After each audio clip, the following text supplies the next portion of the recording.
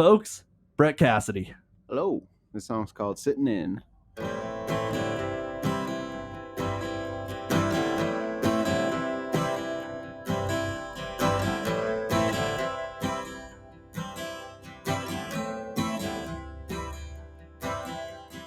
Guess that I've been sleeping a couple years now. Hair's been getting longer as my eyes were looking down. I've been wondering where the time's been going these days. When the hell did my hair start turning gray?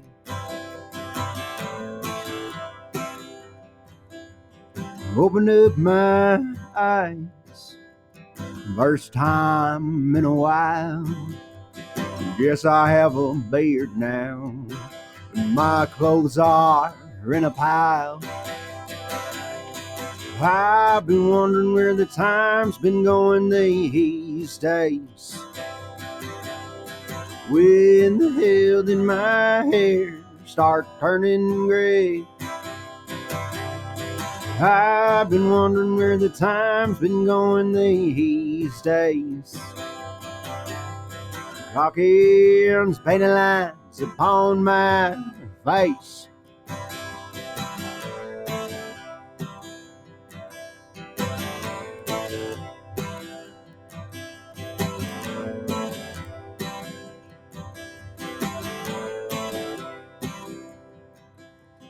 Set it on the cruise control as I'm going on. How did I get here? When did I write this song?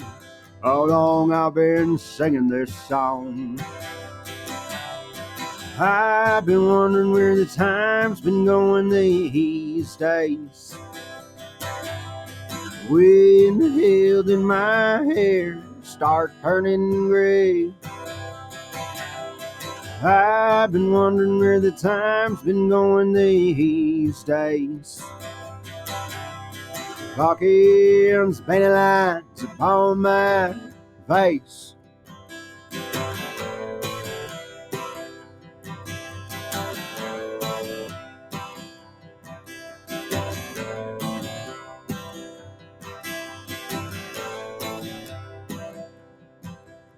What did I have for breakfast? What did I have for lunch? Maybe I just skipped them, but that wouldn't be my hunch. Well, my belly's getting bigger. I used to be so thin. I used to go out running. Now I'm always sitting in. I've been wondering where the time's been going these days. When the hell did my hair start turning gray? I've been wondering where the time's been going these days. Clock ends painting lines upon my face.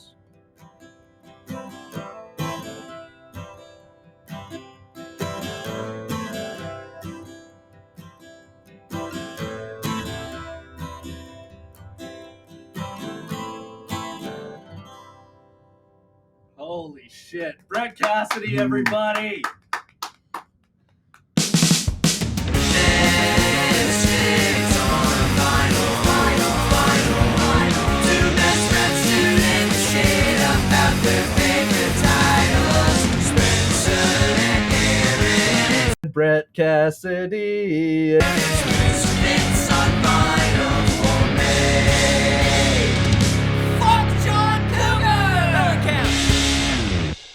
All right. Hello and welcome to Misfits on Vinyl. My name is Spencer Strakert. I'm an actor, comedian, and one of your tits. My name is Aaron. I am also one of your tits. Aaron is also an actor. Yes. And today we're a tri-tit again. We are the three-boobed alien from Total Recall because we have amazing singer-songwriter from right here in Calgary, Alberta. You may know him as a member of the Ashley 100 or just from being a fantastic solo artist, Mr. Brett Cassidy. Woo!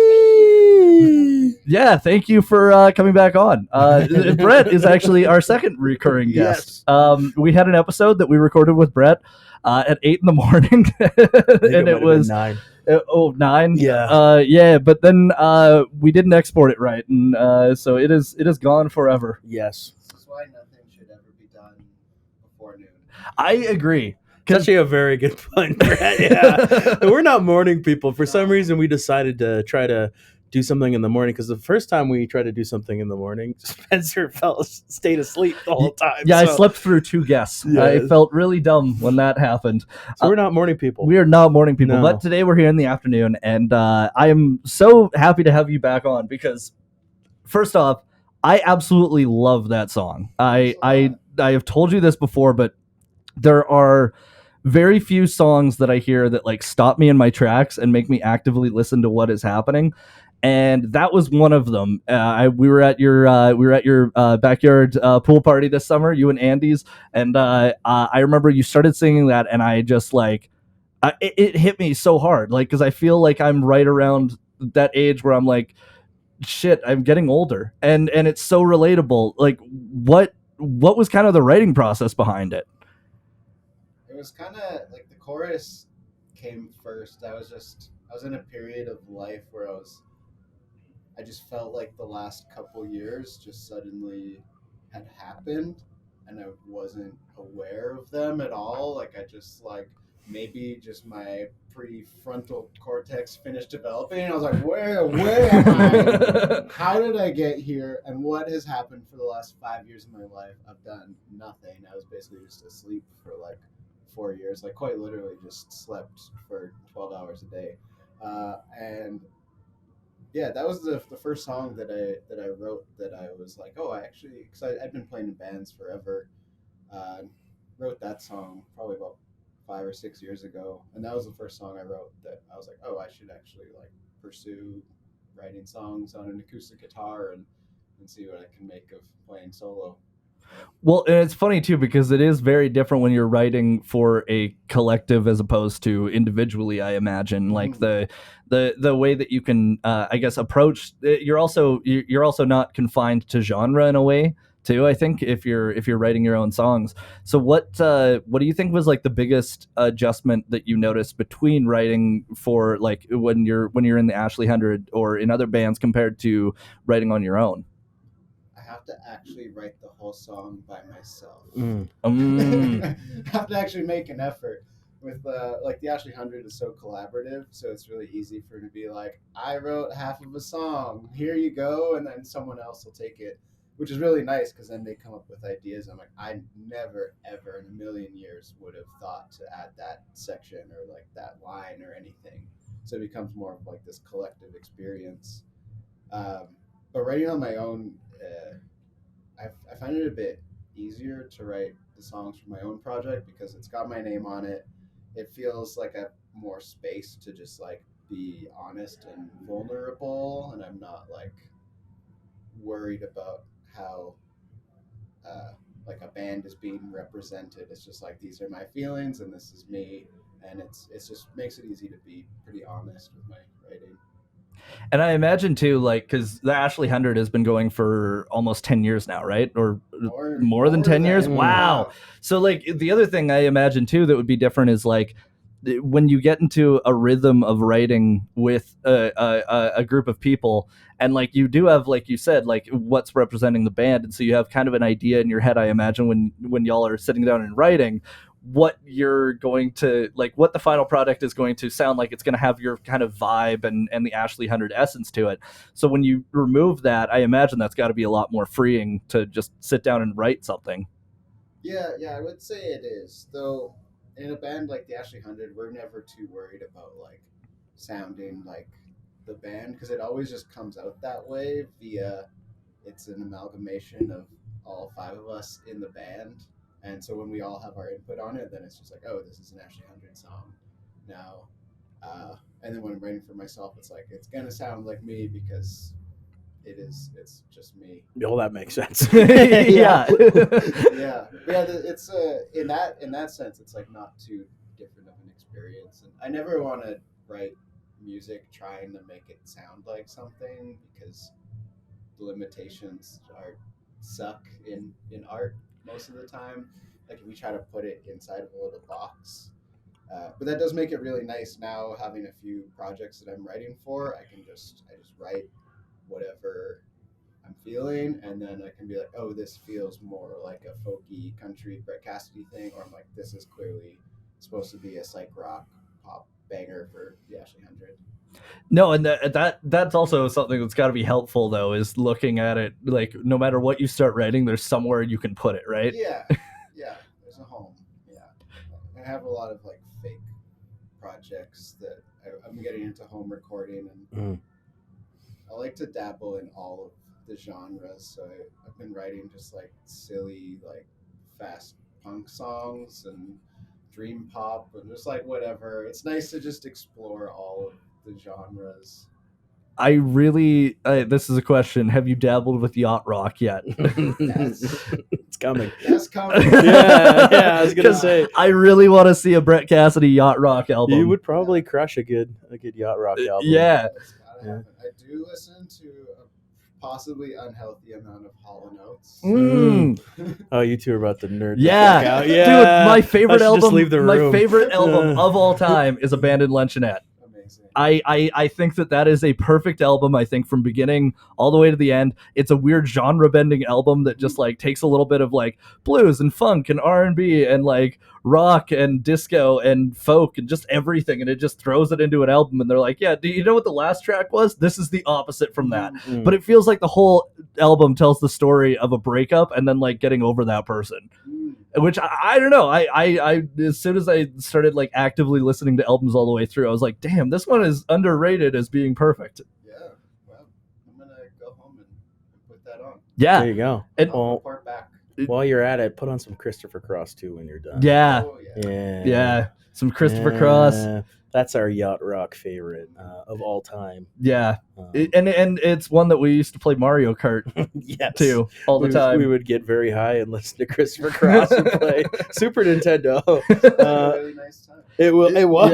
Yeah. It was great, and until we started like getting very competitive at it, and then that was around the time you'd have to go smoke again. Yeah, and it was like a good like hour where you could not think about all the money we owed for electricity bills, and for water, and our apartment in fucking Toronto, and just kind of played Mario Kart on our broken TV. So I have a question about sitting in, and it's like kind of a random one, but like you already talked about where the idea kind of came from with it, but what I was gonna say is that I think where it becomes relatable to a lot of people is this idea that you wake up one day and realize that you're old, and it was a really weird realization over the past, I would say, year or so to come to terms with the fact that I'm like, oh God, I can't pull all-nighters. I can't there's so many things that you can't do anymore. But what I really like about it is that you approach this idea with not this melancholy and sadness for being getting older. It kind of feels more like you're happy that the next chapter is coming. Am I wrong in my interpretation of that? Or No, not at all. I think it's more about, it's not like a mourning of a lost youth. It's more of like a reminder of like, okay, I'm here now, like let's start paying attention because the time isn't going to stop going by. Yeah. And I think it is like a bit trying to acknowledge that like, youth is fleeting and maybe gone, maybe not. I think I'm still young. I think we're all still Yeah, pretty no, pretty young. I I mean, did walk past a rave happening down the street from here a couple weeks ago. I was going to get a slice of pizza, and I walked past all these like 18, 19-year-olds going into this rave, and I was like, I have no interest in doing that at all. 10 years ago, would have jumped right in there. we dropped your pizza and walked right in. Yeah. Now you're like, no, absolutely not. This pizza is going to be only warm for a limited amount of time. Yeah, I want to eat it as fresh as I I possibly gotta can. eat this fast. I don't want to get caught up in all that partying and raving. No. So this is kind of going backwards in time, because I want to talk to you about the Ashley 100 a little bit, because you mentioned that it's been over 10 years that you guys have been a band. And I was looking at your discography over that time, like I'm looking back at 2014, you guys have an EP out, and then 2017 you have a full album. And you've been consistently releasing tracks, but it does sound like you guys, from the start to where you are now, have like kind of, you've got a more distinct sound that is like, I immediately listen to it and I go, that's the Ashley 100. Like, that's a Calgary band. I know it because it's a very distinct sound that I think you guys were a part of creating, which is this Calgary feel. Is that something that you kind of notice, or? I would hate to take credit for creating that, but I will. Just kidding. I think it's because there was like a lot of bands like 36 and Windigo and us at some years ago, and like I'm the Mountain. We were all really like coming up together, and we were all around the same age when we started, like early 20s, and none of us had any idea what we were doing. And I think we just all took so much inspiration from each other that it kind of became more of this cohesive thing. We all just started ripping each other off a little bit. That's how good art's made. But I think it's funny because I don't even think that it's like ripping each other off. Like, I think what you said about like being around each other, like you're obviously going to have an influence on each other, right? I'm just hanging out a lot. Yeah. We're like, hey, check out this cool band I'm listening to, and like that kind of stuff all starts rubbing off on one another. Well, and it's funny too because all of those bands that you mentioned are like the ones that I would put in that distinct Calgary sound. Like, when I was younger, like, when I was a university kid, like 2016, 2017, it was like, I remember listening to like Exposure on like X92.9 and hearing all of the bands that you've mentioned, or like CJSW or whatever. And if you went to any music show in the city, it was like you had to have one of those bands on the lineup, is what it felt like. Do you feel like that has changed in the last few years, or do you think that that's sort of similar? Like, I guess sonically, do you think that it's changed? I think there's still like a lot that has stayed the same, and a lot of those bands that are still around have like really continued to grow. But there's a lot more diversity, I think, of sound in the city now. Like, it's hard to find too many bands that sound exactly the same. Like, I'm a late in life punk, so I've been getting really into the post-punk scene in Calgary, which there are so many incredible bands in. And there's like I feel like the alt country move revival is really hitting Calgary hard these days, which is great to see. And it makes sense. It's Calgary. But there's never, outside of like pop country, I was always surprised that there wasn't like this huge underground country scene in Calgary until a few years ago. That's something we've been talking about recently, was that shift that now there's like that. Well, it's popular in country music anyways, is country revival, but we've seen it a lot with the artists here in town. That same sort of thing. There's a lot of the people that were doing punk music are now making, that style of country music, which is strange, right? The punk to country pipeline is a real thing. Yeah. And it also feels, it feels good. It's true. 3 chords and a story. Yes. But it's funny. Union sentiment. Yes. I love too that like now because we've dubbed it the Outlaw Country Extended Universe. Like that's like where like Sierra Farrell and Charlie Crockett and all those folks kind of fall into. And I think it's funny because you see that it's very clear with some artists, but then like, for instance, we were at the Nick Shoulders show this summer, and he even pointed it out on stage where he's like, everybody here looks like they were punk 2 years ago. And it's so true though, because there has been a shift, but I think it's because, something that outlaw country and punk really had in common was this anti-establishment sort of mentality. And so you have, in the early 2010s, there was that alt punk sort of alt and indie punk sort of thing that was really popular. You had with X92.9 playing bands like the Arkells and Peach Pit and all of these bands that like are great bands, but they were definitely of a sound. And I feel like now that sound is shifting to where the same people that listen to that are now discovering a Sierra Farrell or someone, and they're more interested in maybe a singer songwriter than they were 10 years ago. Yeah, I had this theory that I think is now coming true.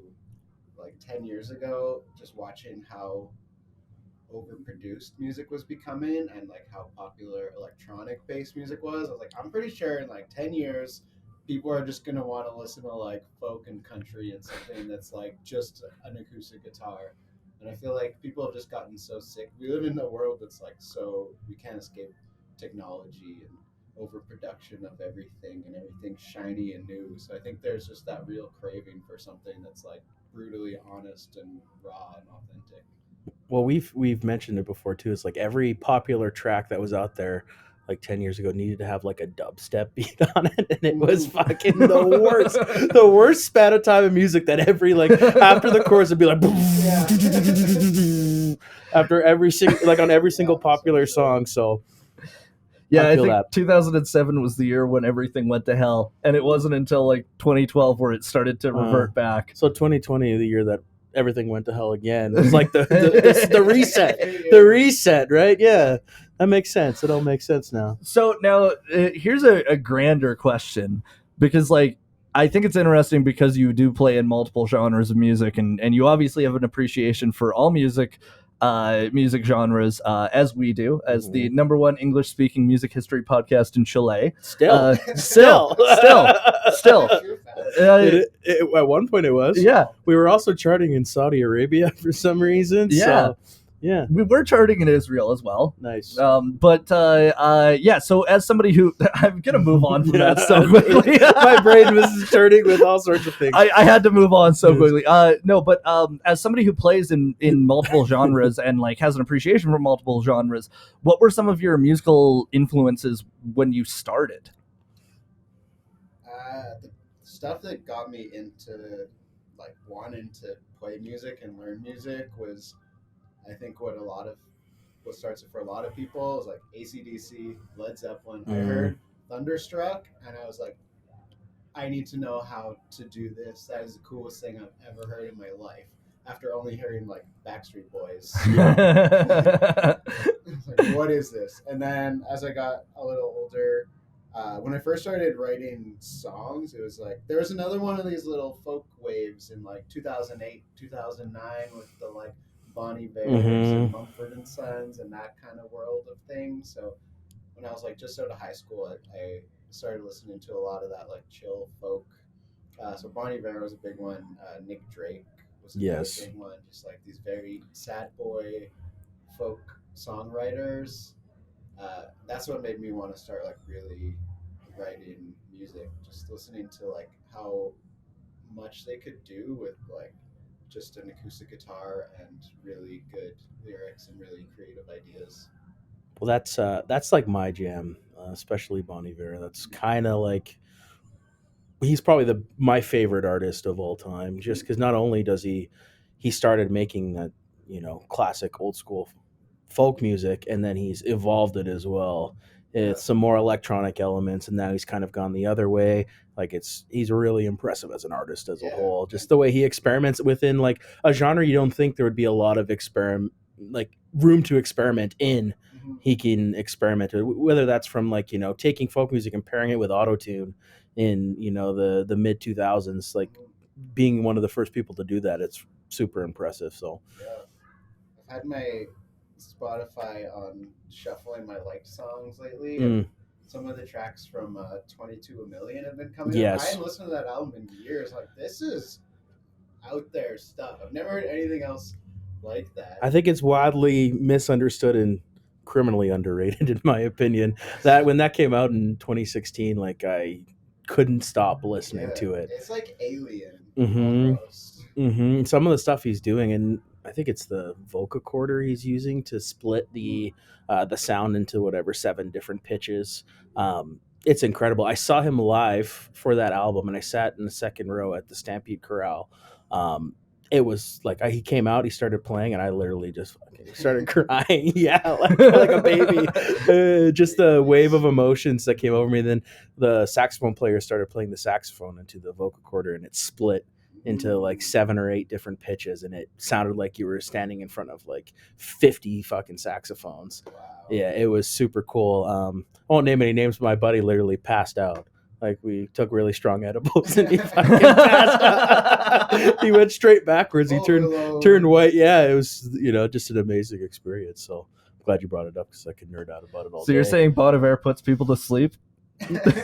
Yes, but in like, a good way. Like, he knocks them out. He doesn't, That's fair. We had a Bon Iver experience in Toronto Yes. on my birthday where we had been given some illicit substances Yes. by a friend of ours, and when Aaron and I are able to handle our shit, and the person that was with us that was not a friend was not able to handle his shit, and we put on Bon Iver, and Aaron and I are like feeling it, and like we're feeling it and we're crying, but it's like in a good way. And this guy's just freaking the fuck out, so we had to turn off the music. It was like a therapy session for him. He was just raining tears. Yeah. Yeah, like It's powerful. especially when you're So on is drugs. MDMA. Yeah, yeah. Like, I don't know why Yeah. that's like we danced for like 3 or 4 hours, and we thought, let's go back to the house and listen to like sad boy music. After we just like danced our asses off until like 2:30 in the morning. It was a good time, It though. was a good time. It was a good birthday. So I have a question for you regarding an Ashley 100 track, and this is a recent one. Clown Shack. How the fuck? Okay, first off, I love this song. It's so fun and upbeat. But like, what was kind of the idea to lead the to collectively go like, let's make this track and let's make it like really fun. Like, not that like you guys don't make fun music, but like, what was kind of the process behind creating that song? So that song came out a couple years ago. We went on a little songwriting retreat. We rented out this cabin north of Banff, whatever that town is there. I forget the name of it. Anyways, we rented out this beautiful cabin for a weekend, and we just spent like 12 hours a day for 3 days just jamming any idea that anyone had.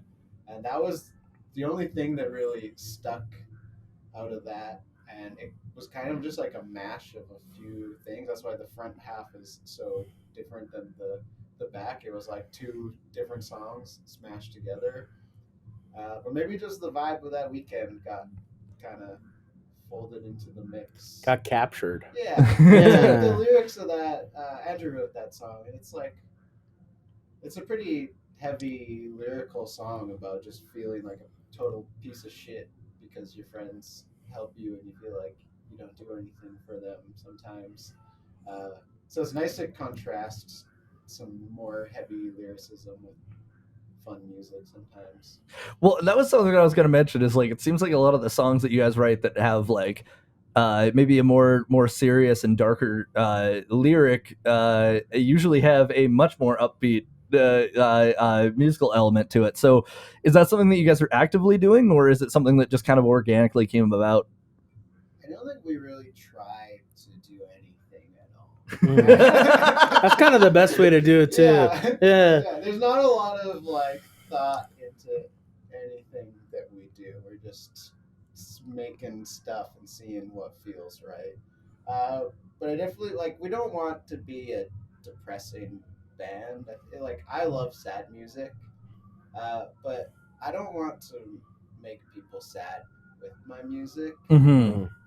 in anything that I'm involved in. So it's like a nice release lyrically to be able to talk about heavier subjects, but I also want people to have fun while they're listening to it and get into it a little more. Which is funny because I kind of take the opposite approach with my comedy. Like, I want people to be sad when they hear me tell a joke. You know what I mean? That's the goal of comedy. Yeah. That's the goal of comedy. It's to make people sad. Well, we also share in the process of not really trying to do too much, just kind of doing. That's what I've lived by for all my life. Just kind of doing, not really thinking about anything too much. But do you think that maybe because you guys have cultivated like a pretty solid following here in the city, and like you guys are on tour, a couple of times a year. You're constantly out there. Do you think that maybe that's why people relate to you, is because you're not trying to be overly serious with what you're doing? You're having fun with it. Yeah, I think so. You have to have fun. Like if you're not having fun, what is the point? Do something else. Yeah, It's true. I mean, like, yeah, I was trying to think of like, what is the point? And I was like, yeah, no, there's no point if Yeah. you're not having fun. And like, yeah, there's a place for serious music. Like Radiohead is my favorite band ever, and that's very serious. But it Mhm. also is kind of fun and quirky. So it can be both things. Now, so this is a side note, but if your favorite band of all time is Radiohead, how did you get into playing the banjo? It's a good question. Yeah, is the because I also like I love folk music and I love psychedelic music, which is why I kind of do venture in both of those worlds. I just always thought banjos were super cool, and I saw the movie Oh Brother, Where Art Thou when I was Mhm. really young, and I was like, what is this music that is happening, and why does it make me feel so good? And then I got really into bluegrass and traditional folk music at a young age.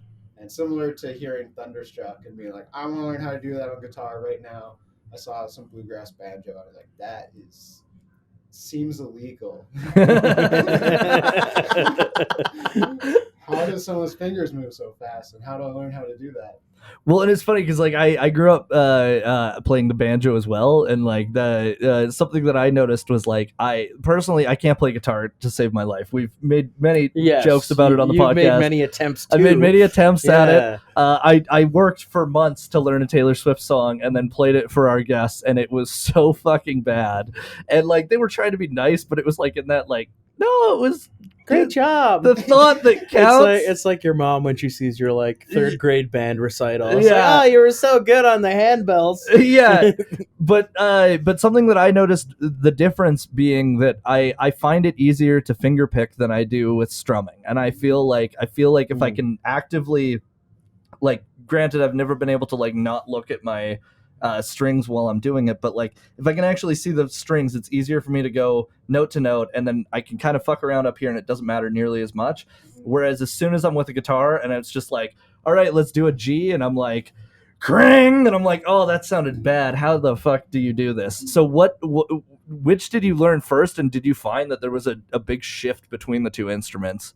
I learned guitar first. So I got like forced into piano as a young child, like much of middle class suburbia does. But I started learning guitar when I was like 10, and I did that for like 10 years, semi actively. But later on in those years of playing guitar, I was always doing open tunings and finger picking, and so it's like a pretty natural progression. When I picked up a banjo, it made more sense than a guitar ever Mhm. had to me. I've been playing guitar for more than 20 years, and I still like I can strum chords, and that's about it. But my right hand is good. My left hand is really stupid. So kind of like what you're saying. So much I like right hand stuff. Even Yeah. when I'm playing guitar now, it's mostly just like making a chord and finger picking really fast. That totally makes sense. And granted, though, like you mentioning like picking up a banjo and making it feel like it felt natural and good. You definitely make it look good on stage, because you guys opened for Tokyo Police Club this past summer, and you were doing a banjo solo on a hay bale. That was one of the greatest moments in my life, I gotta say. Also, the moment that I found out that hay bale is not as stable as you might expect. Nearly wiped out in front of So not only more were than you 1,000 people. It's like, this is gonna either look really cool or it's gonna be very embarrassing. And it worked out somewhere in between. Nice. Yeah. Well, So go ahead. Oh, I was gonna ask, like, because that was the second time you guys have opened for them, right? Yeah. Are they cool guys to work with, or? We didn't interact with them as much this time around, but the first time we got to chat with them a little bit, and they were very chill. Some good old Canadian boys at Tokyo Police Club. Hell yeah. Good Yeah. band. Very band. good band. Yeah. Well, speaking of shows, I asked this last time and I forget your answer, so I'm going to ask it again. Like locally here in town, what's your favorite spot to play? If you had to pick a venue here in Calgary, what would you pick? I love the Palomino. Mm. It's the right size. You can get a lot of people in there, but it's not like overwhelming to put on a local show there. It's got the right mix of like kind of divey, but it's Mhm. not a total shithole. Like your chances of getting dripped on by a mysterious liquid are pretty low. It happens. Yeah. They're not. It's not 0 odds. It's never zero. More than likely, it's PBR when you're Yeah. at the Palomino. Yeah, but and the barbecue's great. yeah, the barbecue's Yeah. really Fill good. up on some nice barbecue. Some beans. Some beans, some bacon wrapped corn, Yeah. some garlic fries, and then you just have a good old rock and roll show. I went to a bachelor party and that was one of our stops was barbecue at the Palomino. So it's very good. After a day of drinking, shooting guns, and throwing axes, stop for some good old barbecue. That's some real man stuff. Yeah, I felt totally out of my element. Yeah. It's like, first of all, I've never thrown an axe. I've never shot a gun. I shot a shotgun once in my life. We were shooting like all sorts of stuff. I shot like a battle rifle and I shot a machine gun. And Wow. yeah, it was cool, but I didn't really.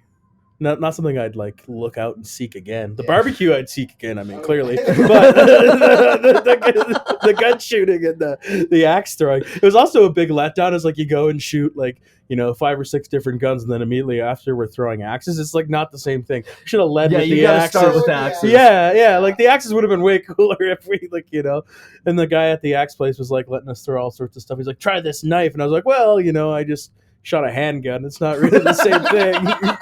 You So have a gun that shoots knives. yeah, that would kind of that would be the cherry on top. But no, Do you have your knife gun with you? yeah. So yeah, the order we kind of fucked up, but the best thing we did was the barbecue. And then we went bowling, which was kind of a curveball. But a good time. A literal Yes. curveball? A lot of gutters. For A lot me. of gutters? Yeah, it was the small bowling balls. I just throw that thing like super fast Ball's with no too aim. small. Gap between the pins too big. Yes. Yeah. 10-pin bowling is the way. Yes. Yeah. I'm a fan of the bigger balls, And but if it goes in the dark, even better. sign me up. Yeah. Even better. I'll fuck with any type of bowling that glows in the dark. And if no they're lie. playing like early 2000s dance music, yeah, you've just won me over. Yeah. Like if I get to hear like, if I could fall into Nah, the I was thinking sky. more of like every time we touch. Oh, I yeah. get Yeah. this feeling. Cascada? Yeah. At the we actually recently got into bowling with my siblings, and the old Century Casinos get a good bowling alley in there. The casino's shut down, but there's a good set of lanes there and Sundays all you can bowl for $20. Ooh. So from 8 to 11, Pro tip. all you can bowl. But when you're getting older and you've been sitting in, bowling becomes difficult. It There's gets so quite many tiring. risks. Yeah, it gets tiring. I thought I was somewhat athletic, and then I went bowling, and it was like, oh, maybe not anymore. Anyways, sidebar. I'm sorry, Aaron. You thought you were somewhat athletic. At one point in my life, I was. Yeah, at one point in my life, I could, run into longer than like 100 meters. Me too, but I understand now my limitations. I'm like, oh fuck, I got nothing now. Yeah, but I didn't think those limitations started at bowling. I thought there was like, a little bit of more leeway there, but it's okay. Bowlers are pro athletes too. It's true. That's It's true. You heard it here. It was tiring though, and then like I had to take off my sweater because I was kind of sweating. I was like, "This is fucked up. This is not right." Anyways, Fuck, dude. I feel that. yeah. I lose my breath when I go up and down my stairs. So Yeah. That's why I live on the first floor. Yeah. I live on Yeah. the third, so it's the only thing that keeps my legs from going into atrophy, I believe. There you go. All right, so I want to ask a question that's kind of a broader one, but we asked it last time, and I guess like because we've kind of been over it, but like, what do you think makes the Calgary music scene so special? Because I would say, I've been to a lot of cities all around the country, and like they're obviously every city's got a different type of music scene and everything, but like I feel like Calgary's got such a interesting one because it feels like a lot of genres interact with each other, and you'll see shows where you've got like, I don't know, you've got the I Am the Mountain and the Path Less Traveled and Nolene Hoffman, and you're like, what the fuck? None of these should go together, but like they do, and it ends up working out well. What do you think it is that makes the Calgary music scene so different from other music scenes in the country? What I've seen in Calgary is there's just so much of this community-based mindset. Whereas some of the like larger hubs, some of the people that I've talked to feel they it seems like they feel like they're in competition with their peers. It's like this is not a competition. What's good for one band is good for all of the bands, and I think musicians in Calgary really realize that. And I wonder if like there isn't a lot of the music industry here. Like there's no label reps. There aren't all that many people working in management that are well connected. So it becomes a very like DIY grassroots community kind of thing. And I think that mindset is just in all of the bands here. So we have this kind of like we're in this together kind of mindset. I think that's interesting because, like you said, there's not much industry here, but like that's something that, as we've seen with the film industry in Calgary, it can change overnight, and things can change very quickly. I think that one thing that's making a big shift is because of social media and people being able to put their content out there so quickly and so frequently and reach a wider audience. Specifically tying it back to a Calgary artist, Tate McRae, who like blew up, in the past 2 years. Now she's like trending higher than Taylor Swift is. Yeah, and she's on SNL and all sorts of stuff. Yeah. And I remember watching her like first music video that like popped up in my like you might also like because you listened to 36. Here's another Calgary artist, and I'm like, oh, okay. I remember seeing I Broke You First, like when it had like not even 100,000 views, and I was like, this is fucking good. Like this sounds different than anyone else, but it sounds like what pop music sounds like. Do you think that things like that could see a positive impact on the Calgary scene, even if an artist isn't necessarily like championing the scene? Not that they have to, but you know what I mean, where it's like they're not necessarily going, yeah, fucking this is the scene. But do you think that maybe inspires more people and maybe gets more eyes on the scene in general? Yeah, I think for getting more eyes on just people being like, oh, this person is from Calgary, I guess maybe cool things do happen there. I think there's like a lot of larger centers that are still like, oh, Calgary, that's oil and gas workers and yeehaw, and which is that is an element of this city, but not. I live in my own little bubble where that doesn't even exist at all. So yeah, I also forget that exists in the city. But it's great to have more global exposure on people from Calgary and maybe get some more eyes pointed here. And as an artist, it's cool to know like you don't have to move to Toronto or LA to make it, especially in the day of social media. You don't even have to leave your basement. You can get famous. Which is so cool. cool. You still have to work at it. You have to work at That's it. the part I keep forgetting about. I was gonna say I've been hanging out in my basement all these years. What's going on? You're telling me playing the GameCube isn't gonna make it big? I mean, it could. Yeah, you never know. If you fucking stream it enough, you could. Yeah. Probably. There you go. New business idea. Gotta make some money out. Jakey's, I got it. Mom, can I use your basement? Aaron's like speed running Luigi's Mansion. Yes. The OG. Never ever beat it. Resident Evil 4. Never played it. Smash Bros. Melee. Yeah, I played that. Game. Yeah, that's I a played great Melee. game. Melee, I was the asshole that was Kirby.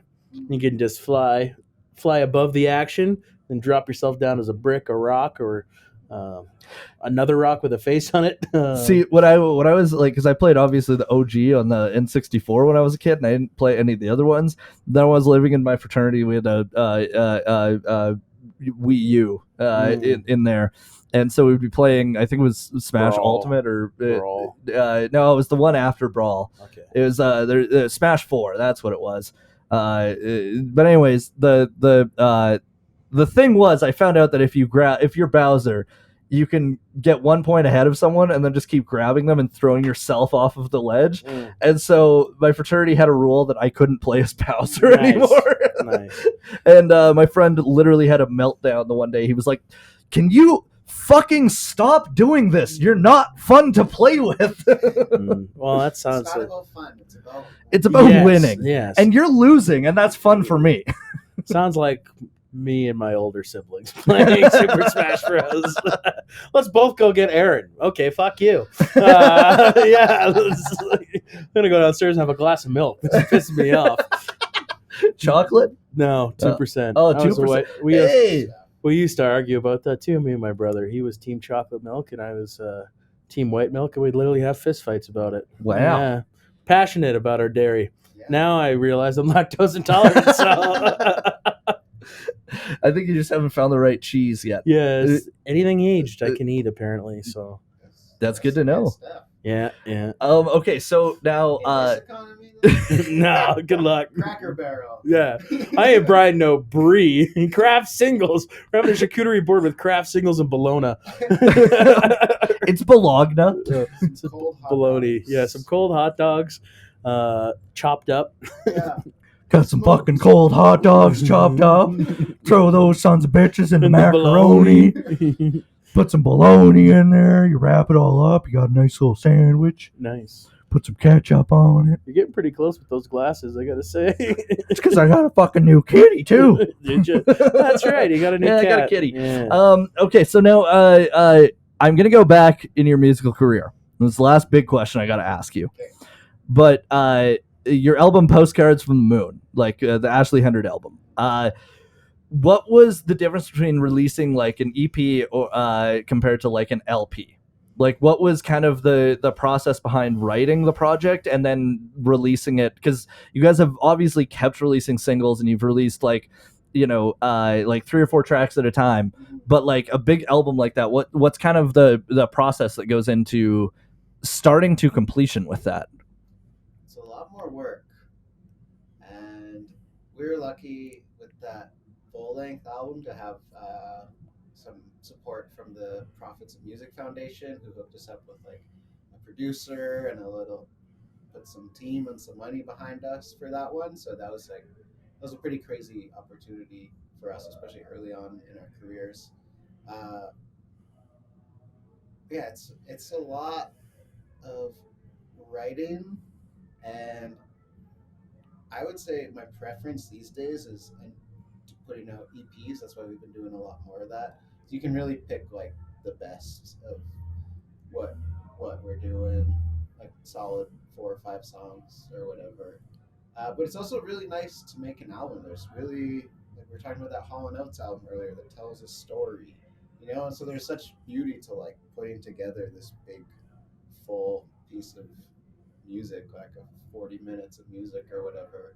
That's something I really want to do again, but it can be daunting, especially as a group of people that have full-time jobs on the side of doing this. It can be hard to write 10 really good songs in a year. Mhm. And just the way that like music is these days, you gotta stay relevant, gotta keep that content train rolling, which I hope doesn't kill the art of the album. It seems to have sustained. There's still great albums coming out. And I'd like to make a great album one day. I hope so. Well, I think that you're on the right track, Yeah. considering you've got a lot of songs that you've written that are just absolutely phenomenal. Like not just as a group, but solo. Like literally what we heard off the top was Sitting In. But I feel like, okay, so now if you were to decide to sit down and do your own solo album, what's kind of the thing? I'm asking this selfishly. What's the thing to push you into doing that? I have plans to do that. So right now I'm working on an EP, 4 songs. They're getting close to being done. And then I have most of an album also written. So I'll probably record that next winter. And I'm in a good place now where I have a studio in my basement, so I don't have to worry too much about the costs, because I already spent them. I already am paying Long McQuaid until I die. So we'll just give anybody financing there. I'm like, you sure about this? Right. Or, Well, that's good to know. We can finance our own podcast studio. There you go. We just need some space. We just need a space. That's literally it right Yeah. now. It's the only thing that we're waiting on. As soon as one of us has an apartment with a second bedroom, Yeah, we've got a podcast studio. Speaking of that one bedroom life, This place is good. They got beer on tap. yeah. That part is pretty nice. And I will say, though, if we have our own podcast studio, we will have a keg in that podcast There will be. studio. I mean, there's a couple things I have on my checklist for my Yeah. future man cave. One is a urinal, one is a beer keg. Yep. So if I can get both of those things in, the next 5 years, I'll be a happy man. Yeah. What's the point of living after that? I can piss where I drink and drink where I piss. Isn't that what life's all about? Don't mix them up. You're the Dr. Seuss of alcoholism Yeah. right there. Isn't that what life's all about? It is kind of, yeah. Yeah. Okay. Eating and pissing, the circle of life. Mixing a little eating, sometimes a little sleeping. Sometimes a little hanky-panky. Yeah. Yeah. I got given a gift when I was 8 years old called a hanky-panky magic set. And it was like a magician set. I don't know why it was called that. It had nothing to do with sex. But I remember- Magic will not get you laid. No. When you're 8 years old, you think it would. You're like, oh, this is the coolest thing in the world. If I can make a quarter show up behind that person's ear, she might show me a boob. But all you end up is doing magic tricks for your grandma. Yeah. Nah. Or you end up being at kids' parties, and that's not a good combo. Yeah, I feel like everybody at one point in their life wanted to be a magician. It is. Yeah. Yeah. It is cool. I still watch old David Blaine clips on YouTube sometimes, and I'm like, how are you doing this, David Blaine? You know what? It's cool, but at the same time, nothing makes me madder than when I'm at an event and there's a magician. I don't know. It's just something about it. I'm just like, God damn it. This fucking ruins everything for me. like specifically if you're on like a comedy show or like a variety show of some kind and they're like, here's our magician, and I'm like, I'm not gonna follow that.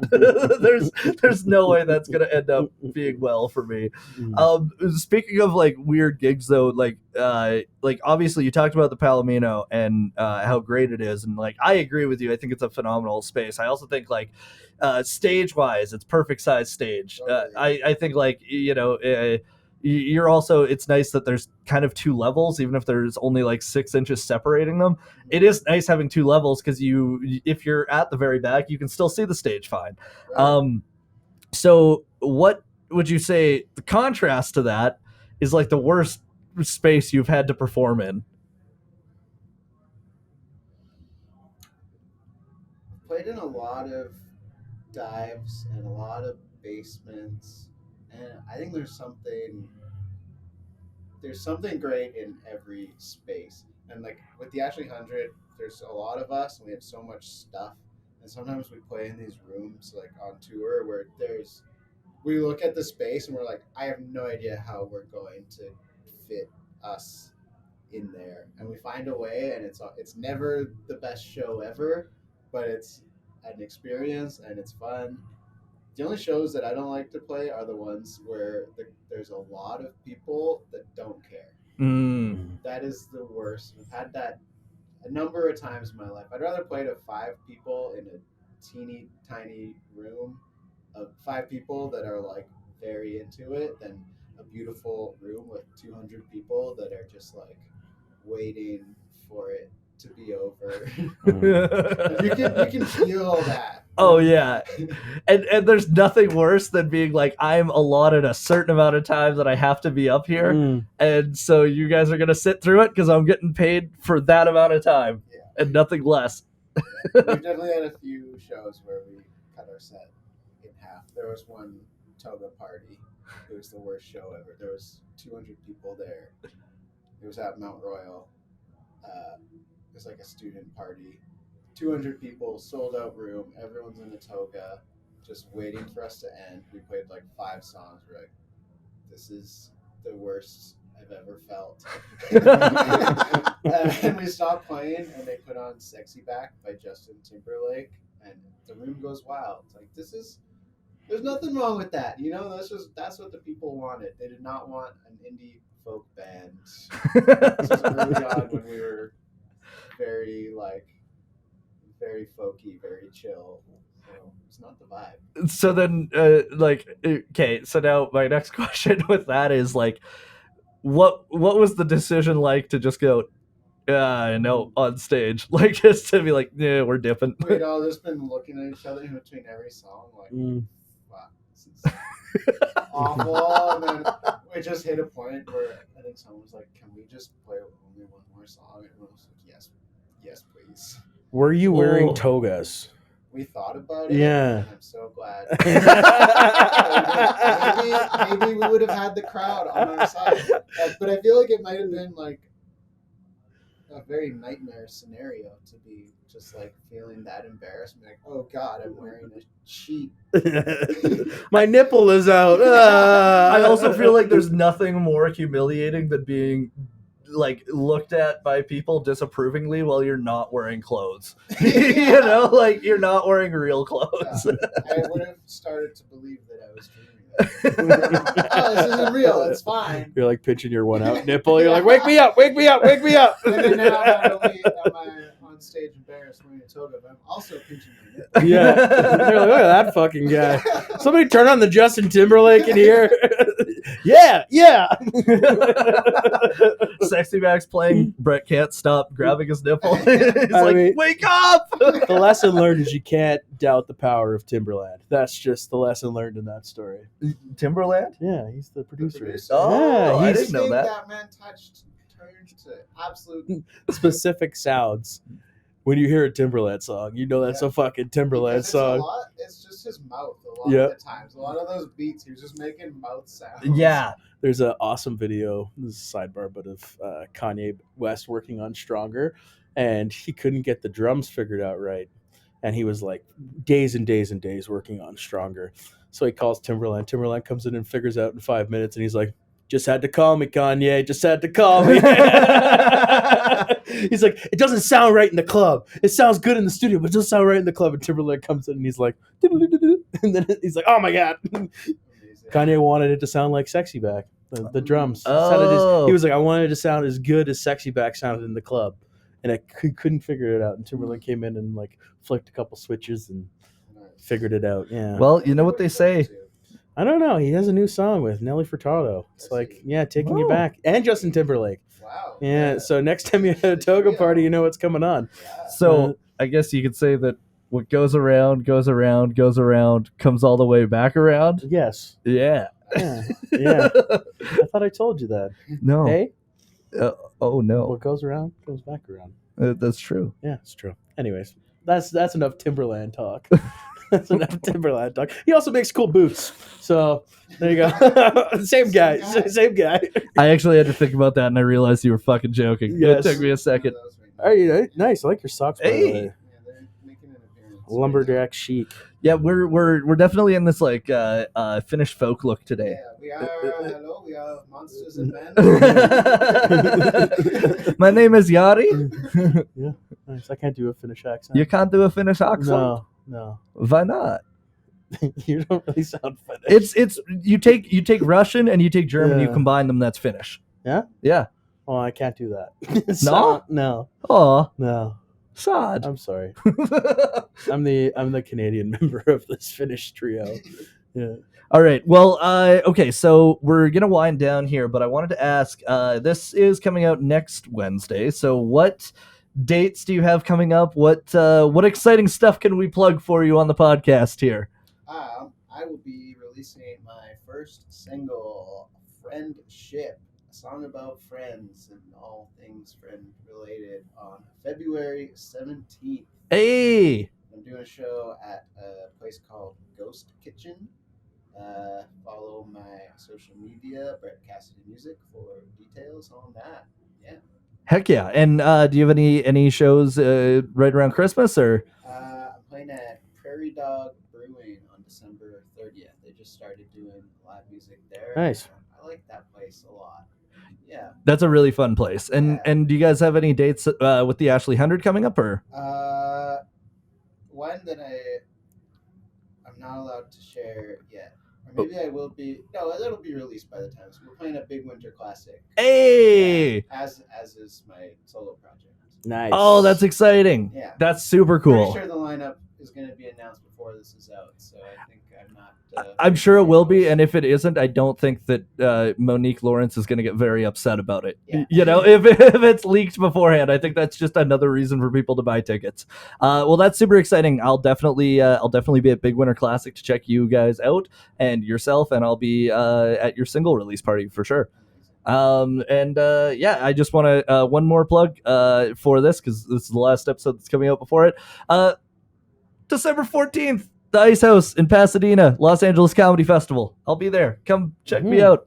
It'll be fun. Also, check us out on Amazon Music. Yeah, check us out on Amazon Music. Yeah. We were a part of their indie podcast amplifier program, so we got boosted a bit over the past 2 weeks from them. So yeah, we are now anti-union on this yeah, podcast. That's why I'm holding my pee in this entire episode. Yeah, in solidarity. In solidarity. I don't believe in peeing. Amazon Music.